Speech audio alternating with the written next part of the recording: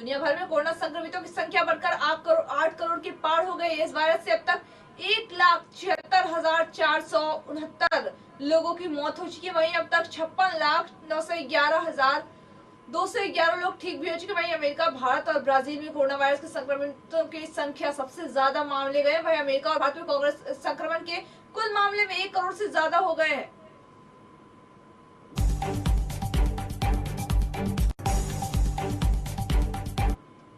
पाकिस्तान के पूर्व राष्ट्रपति आसिफ अली जरदारी ने पीएम इमरान पर निशाना साधा। उन्होंने कहा कि देश चलाने को इस क्रिकेट टीम चलाने के उतना आसान नहीं है। वह पूर्व पाकिस्तानी पीएम बेनजीर भुट्टो की 13वीं पुण्य जयंती पर मौके पर बोलते हुए अली जरदारी ने कहा कि यह सरकार अपने आप में ही खत्म हो जाएगी।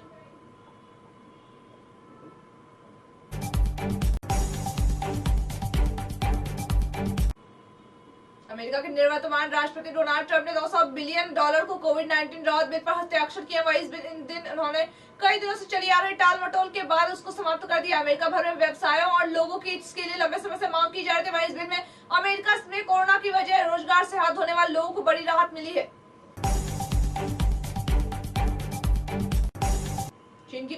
चीन की कम्युनिस्ट पार्टी के उप मंत्री नेतृत्व में एक उच्च स्तरीय चीनी प्रतिनिधिमंडल ने सत्तारूढ़ नेपाल कम्युनिस्ट पार्टी के दोनों प्रतिद्वंदी गुटों में बीच मतभेद दूर करने की कोशिशों के तहत पार्टी के शीर्ष नेताओं से मिलने की यहाँ राष्ट्रपति विद्या देवी भंडारी से मुलाकात की। वहीं नेपाल में आश्चर्यजनक तरीका से प्रतिनिधि सभा भंग किए जाने और इस बार राजनीतिक संकट पैदा होने की 1 हफ्ते बाद चीनी प्रतिनिधिमंडल नेपाल की राजनीतिक स्थिति का जायजा लेने के लिए सुबह पहुंची है।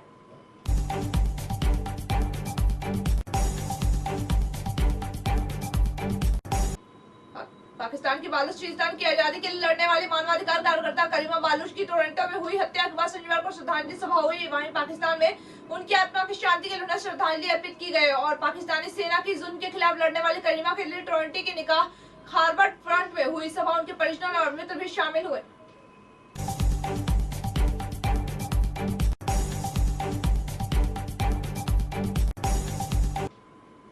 देश में कोरोना वायरस के नए मामलों के बाद एक बार फिर से बढ़ोतरी दर्ज की। पिछले 24 घंटों में कोविड-19 के 20,021 नए मामले सामने किए गए। वहीं देश में कोरोना से संक्रमित मुक्त होने वाले मरीजों की संख्या 57 लाख के पार हो गई। वहीं दूसरी तरफ कोरोना रिकवरी रेट 95% तक पहुंच गया है।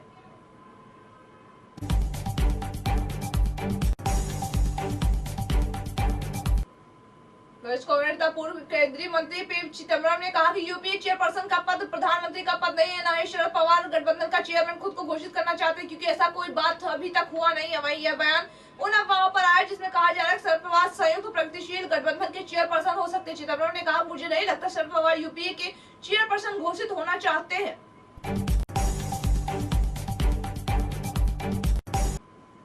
जनता दल यूनाइटेड के प्रधान महासचिव और राज्यसभा में संसदीय दल के नेता नामचंद्र प्रसाद सिंह को पार्टी का राष्ट्रीय अध्यक्ष बनाया गया। आरसीपी सिंह को मुख्यमंत्री नीतीश कुमार का बेहद करीबी माना जाता है। बैठक में मुख्यमंत्री नीतीश कुमार ने राष्ट्रीय अध्यक्ष के पद से इस्तीफा देने का ऐलान भी किया। वही पूर्व आईएएस अधिकारी आरपीएस सिंह नीतीश के अच्छे दोस्त भी नहीं है, बल्कि बहुत अच्छे संबंध भी है इनके बीच।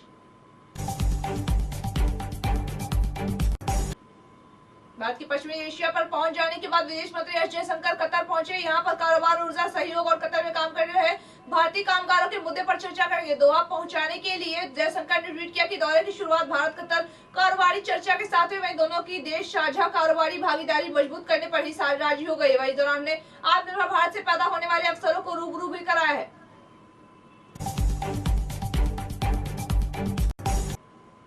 केंद्रीय गृह मंत्री अमित शाह ने मणिपुर में कहा कि इस क्षेत्र में पहले बाढ़ आती है, लेकिन अब विकास की बाढ़ है। पूर्वोत्तर अलगाववाद और हिंसा के लिए जाना जाता है, लेकिन पिछले 6 सालों में सभी उग्रवादी संगठन एक बार फिर हथियार डाल चुके हैं। हिंसा में कमी आई है। मुझे उम्मीद है कि बाकी संगठन भी हिंसा छोड़कर मुख्य धारा में शामिल होंगे।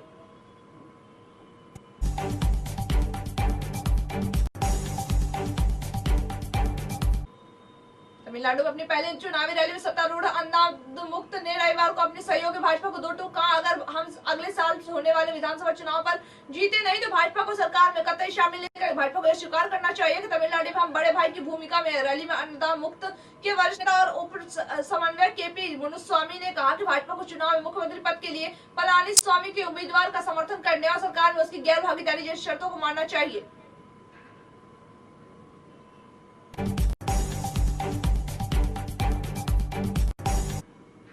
प्रधानमंत्री नरेंद्र मोदी ने मन की बात के जरिए देशवासियों को संबोधित करते हुए कहा कि अपने संबोधन में उन्होंने कहा कि सिखों के 10वें गुरु गोविंद सिंह का जिक्र किया। प्रधानमंत्री ने शाहीबादों की शहादत का जिक्र किया। इस पर तृणमूल कांग्रेस की सांसद मोइत्रा ने प्रधानमंत्री नरेंद्र मोदी, गृह मंत्री अमित शाह, पतंजलि शाह मोइत्रा ने कहा कि मन की बात में सिख संतों को श्रद्धांजलि अर्पित करते, जबकि काम की बात पर सिख किसानों पर तंज भी कसते हैं। वहीं मोदी शाह से बेहतर कोई पाखंड नहीं कर सकता है।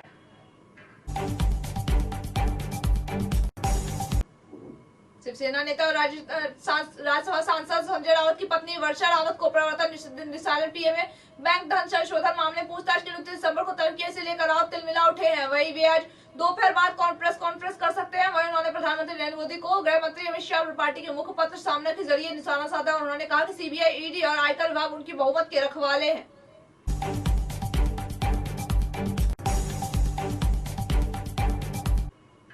असम विधानसभा के 3 दिवसीय सत्रकालीन के बाद सोमवार से शुरू हो रहा विधानसभा में सरकार आज मदरसों को मिलने वाली मदद को निरस्त करने का विधेयक पेश करेगी। वहीं इसकी जानकारी कैबिनेट मंत्री हिमंत बिस्वा शर्मा ने दी है। उन्होंने कहा कि मैं आज मदरसे के प्रांतीयकरण को निरस्त करने के लिए विधेयक पेश करूंगा। एक बार बिल पास होने के बाद असम सरकार द्वारा मदरसा की प्रथा खत्म हो जाएगी।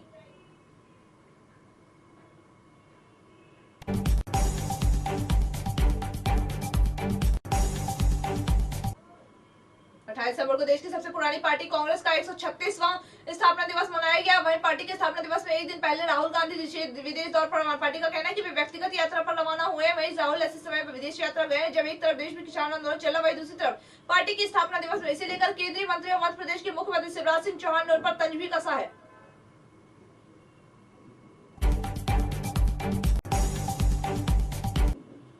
सरकारी स्कूलों के मुद्दे पर दिल्ली और यूपी की सरकार के बीच जंग छिड़ा और वहीं विवादों पर तूल पकड़ता है। और दिल्ली के सीएम अरविंद केजरीवाल ने यूपी के मुख्यमंत्री योगी आदित्यनाथ को ट्वीट कर दिल्ली आकर स्कूल देखने की चुनौती दी। कहा है कि भले ही यूपी के सरकारी स्कूलों में देखने और फोटो खिंचवाने पर रोक लगाई गई, लेकिन दिल्ली में ऐसा नहीं है। आप जिस स्कूल में चाहे देख सकते हैं। इसके साथ ही केजरीवाल ने अमर उजाला की उस खबर में लिखा कि ट्वीट कर कहा कि जिसने आपको विधेयक में यूपी के बेसिक शिक्षा मंत्री सतीश द्विवेदी को चुनौती भी दी है।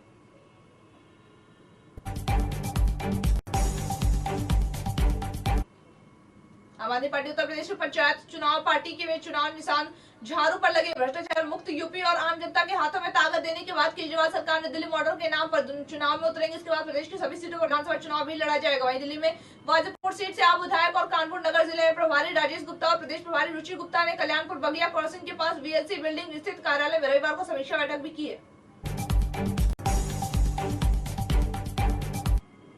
IRTC की दक्षिण भारत दर्शन यात्रा की शुरुआत 28 जनवरी से होगी। इच्छुक लोग बुकिंग करा सकते हैं। वापसी 6 फरवरी को होगी। टूर पैकेज प्रति व्यक्ति को स्लीपर का किराया 9,450 रुपए होगा। इसमें रहना, खाना, घूमना आदि भी शामिल है। वहीं IRTC के मुख्य क्षेत्रीय प्रबंधक अनिल गुप्ता के मुताबिक दक्षिण भारत के रामेश्वर, कांचीपुरम, कन्याकुमारी, मदुरई का भ्रमण होगा।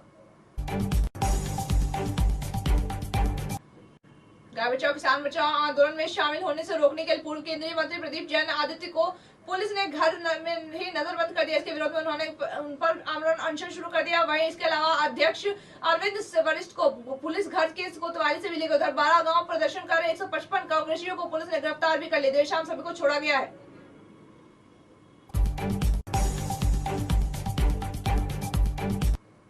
राष्ट्रीय राजमार्ग में के सभी टोल प्लाजा पर कैश लेन 1 जनवरी को खत्म हो जाएगी, लेकिन अभी भी 30% वाहनों पर फास्ट टैग लगा रहेगा। वहीं इसके लिए भारतीय राष्ट्रीय राजमार्ग प्राधिकरण के टोल पर 24 घंटे का फास्ट टैग लगवाने और रिचार्ज करवाने की सुविधा शुरू की गई। राष्ट्रीय राजमार्ग के आगरा खंड के टुंडला, अलीगढ़, फिरोजाबाद आदि जगहों पर भी 30% तक वाहन बगैर फास्ट टैग के दौड़ रहे हैं। आगरा दिल्ली के हाईवे के टोल पर भी 20% वाहन बिना फास्ट टैग के दौड़ रहे हैं।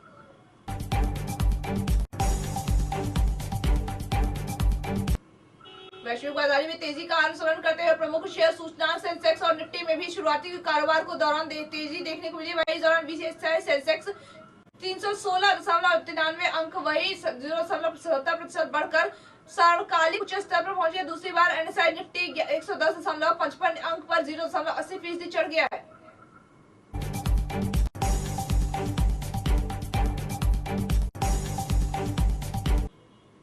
आयकर रिटर्न भरने की अंतिम तिथि दिसंबर 2020 है, यानी इसके लिए अब सिर्फ 4 दिन ही बचे। आखिरी समय में जल्दबाजी में किसी गड़बड़ी के बनने के लिए सभी दस्तावेज जुटाकर IRTC दाखिल कर देना भी बेहतर होगा। वही नौकरी पेशा व्यक्ति के लिए बिना फॉर्म 16 के रिटर्न भरना काफी कठिन होगा। इसी फॉर्म में पता चलता है कि नौकरी पेशा का कुल वेतन क्या है और कितना TDS कटता है।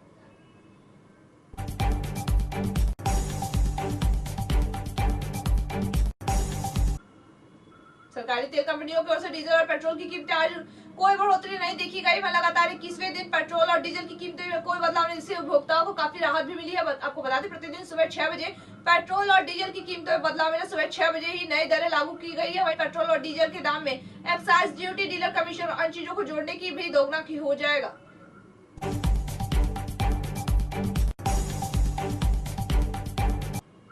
भारतीय दिग्गज सचिन तेंदुलकर ने डीआरएस के एक नियम पर सवाल उठाते हुए उसमें बदलाव की मांग की। तेंदुलकर ने आईसीसी के डीआरएस में एम्पायर्स कॉल के निर्णय पर दोबारा से विचार करने को कहा। भारत और ऑस्ट्रेलिया के बीच खेले जा रहे मौजूदा टेस्ट मैच में दोनों टीम की तरफ से कई बार रिव्यू लिया गया है। वहीं लेकिन ओपनर्स कॉल के नियम की वजह से टीमों में इसका कोई खास फायदा नहीं हुआ। यही कारण है कि अब तक यह नियम कई विशेषज्ञों और क्रिकेट पंडितों ने इस पर सवाल भी उठाए हैं।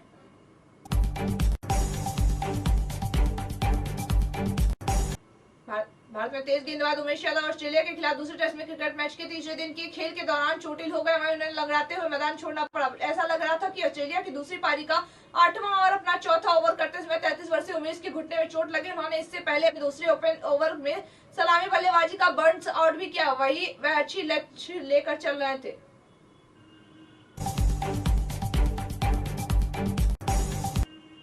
भारत के खिलाफ टेस्ट सीरीज में ऑस्ट्रेलिया के स्टार बल्लेबाज स्टीव स्मिथ एक बार फिर से फेल रहे।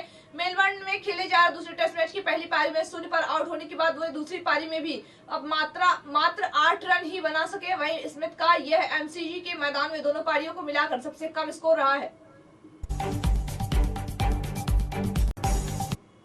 विकास गुप्ता बिग बॉस 14 में अपनी जिंदगी से जुड़ा एक ऐसा राज खोलने जा रहा है जिसे सुनकर शायद उनके फैंस और सभी घर वाले शॉक्ड हुए। विकास कुछ दिनों पहले ही घर में काफी परेशान नजर आते हैं। हाल ही में उन्होंने फिर से अर्शी के साथ जोरदार झगड़ा, जिसके बाद विकास रात को खूब रोए। अब आज विकास के घर से सभी कंटेस्टेंट के बीच कुछ अपनी पर्सनल लाइफ से जुड़ा ऐसा सीक्रेट बताने का जिसे सुनकर आप भी हैरान रह जाएंगे।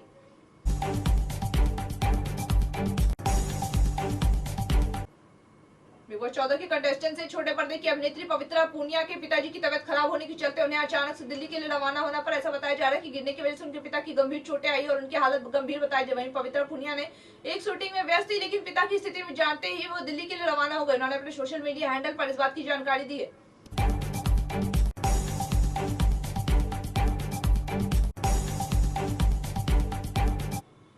गौहर और जैद हनीमून पर भी नहीं गए। हाल ही में एक्ट्रेस में मुंबई एयरपोर्ट का स्पॉट किया गया। इस दौरान फ्लाइट में गौहर खान के साथ एक ऐसा इत्तेफाक हुआ जिसके बारे में उन्होंने दूर दूर तक भी नहीं सुना। दरअसल गौहर खान जिस फ्लाइट में ट्रेवल कर रहे थे उस फ्लाइट में उनके एक्स बॉयफ्रेंड कुशाल टंडन भी मौजूद थे। इतना ही नहीं, दोनों आसपास भी चेयर पे बैठे हुए थे। वहीं गौहर से मिलने के बाद कुशाल ने उन्हें शादी की बधाई भी दी।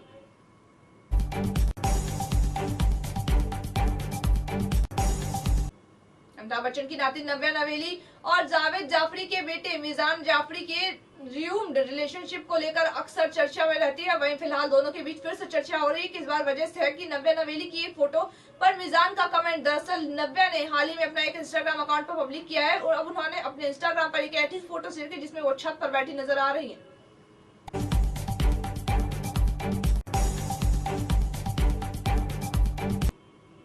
आज के हमारे खास बुलेटिन में बस इतना ही। तमाम माह की खबरों के ताजा अपडेट्स के लिए